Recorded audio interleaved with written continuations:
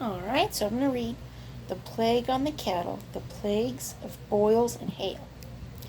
And the Lord said to Moses, Go into Pharaoh and tell him, Thus says the Lord, God of the Hebrews, Let my people go, that they may serve me.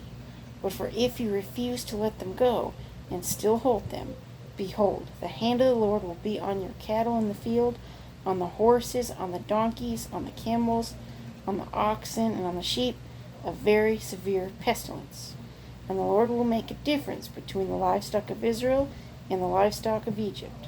So nothing shall die of all that belongs to the children of Israel.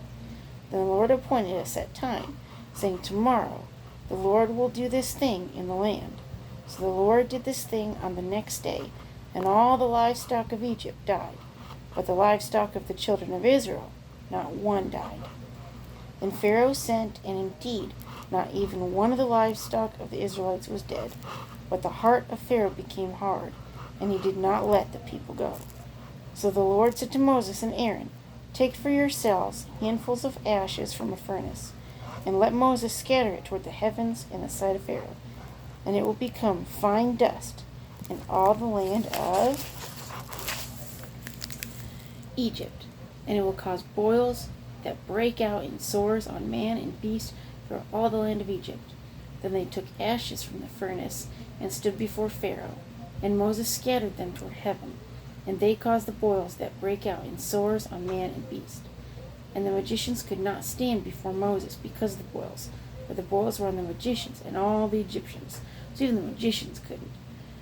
But the Lord hardened the heart of Pharaoh, and he did not heed them, just as the Lord had spoken to Moses. Then the Lord said to Moses, Rise early in the morning, and stand before Pharaoh, and say to him, Thus is the Lord God of the Hebrews, Let my people go, that they may serve me. For at this time I will send all my plagues to your very heart, and on your servants, and on your people, that you may know that there is none like me in all the earth. So God's given a warning. Now, if I had stretched out my hand and struck you and your people with pestilence, then you would have been cut off from the earth. But indeed for this purpose I have raised you up, that I may show my power in you, and that my name may be declared in all the earth. As yet you exalt yourself against my people, and that you will not let them go. Behold, tomorrow about this time I will cause very heavy hail to rain down. Being in Oklahoma, I know about hail, such as not been in Egypt since its founding until now. Therefore, send now and gather your livestock, and all that you have in the field, for the hail shall come down on every man, every animal which is found in the field, and is not brought home, and they shall die. He who feared the word of the Lord among the servants of Pharaoh, so even the servants are like, We're listening, made his servants and his livestock flee to the houses. But he who did not regard the word of the Lord left his servants and his livestock in the field. Then the Lord said to Moses, Stretch out your hand toward heaven, that there may be hail in all the land of Egypt, on man, on beast, on every herb of the field, throughout the land of Egypt. And Moses stretched out his rod toward heaven, and the Lord sent thunder and hail, and fire darted to the ground, and the Lord rained hail on the land of Egypt. So there was hail and fire mingled with the hail, so very heavy that there was none like it in all the land of Egypt since it became a nation. And the hail struck throughout the whole land of Egypt, all that was in the field, both man and beast. And the hail struck every herb of the field, and broke every tree of the field. Only in the land of Goshen, where the children of Israel were, there was no hail. And Pharaoh sent and called for Moses and Aaron, and said to them, I have sinned this time. The Lord is righteous, and my people and I are wicked.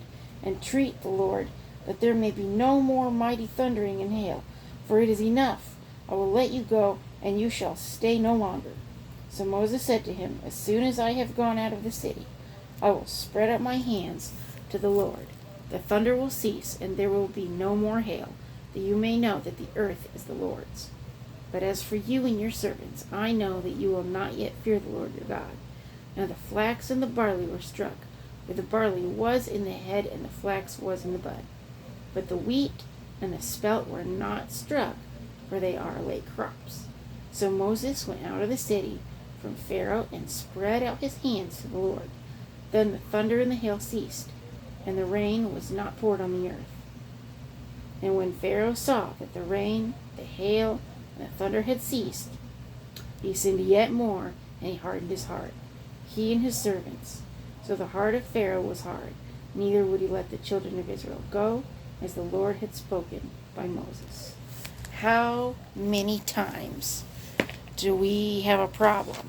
When we run to God, run to God, run to God. And then when everything's fine again, oh, good. We're good.